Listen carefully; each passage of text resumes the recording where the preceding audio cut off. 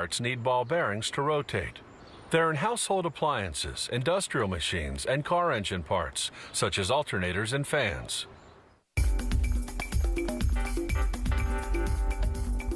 This is what's called a deep groove radial ball bearing. It has steel balls that move inside tracks called raceways. The raceways are carved into a set of heavy-duty steel rings. The balls are made of the same type of steel. They first prepare to shape the rings to the right thickness. They insert the inner ring into the outer ring.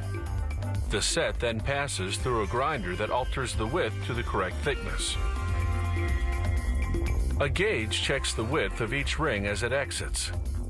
Now they separate the inner and outer rings in order to grind their outer circumference on separate machines.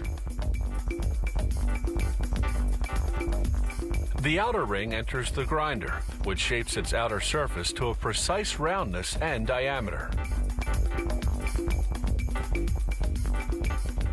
A water-based liquid keeps the ring from overheating, which would cause warping.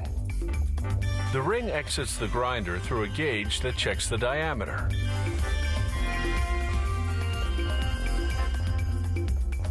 Next, the outer ring's raceway goes for grinding. Abrasive stone wheels with an oil coolant shape the surface to precisely the correct roundness and size. The inner ring and raceway go through a similar machine.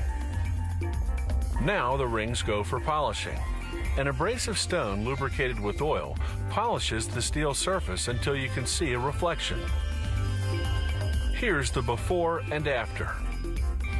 Next stop, washing. They coat the rings with thick oil and a fine stone grit.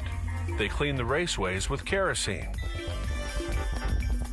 Elsewhere in the plant, they classify the steel balls according to size. These balls started out as steel wire. A machine cut them into pieces and a die punched them into rough balls. Those rough balls go into a grinder, which removes the bumps. Then other machines round them out and give them a mirror finish. This entire process takes a few days. The balls go through a furnace to harden. Then they get a bath in cleaning solvent. After several quality checks, the finished balls go into hoppers. The hoppers load onto the automatic assembly machine.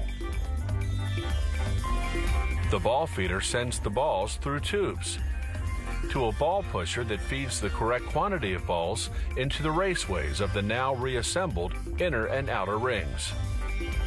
A ball divider positions the balls evenly around the raceways.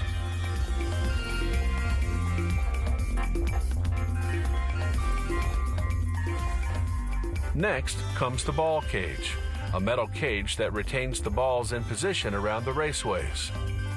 The first machine installs half of the cage, the half with rivet holes. The next machine carefully positions the outer half of the cage, the half with rivets.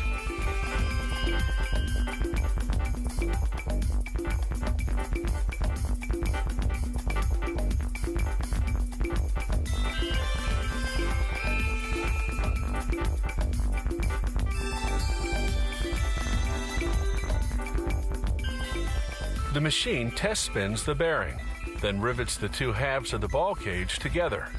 The bearing is now fully assembled.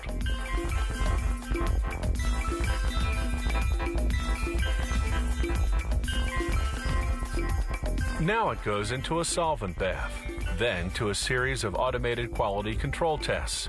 This noise vibration tester makes sure the ball bearing operates quietly. Some types of bearings are lubricated with grease. A machine squirts grease evenly into the bearing's raceways, then inserts a rubber seal to contain the grease. A final quality control test. An automated scale tosses out any bum bearings that aren't the required weight. The good ones move on to the laser, which marks them with information such as the part number and the trademark.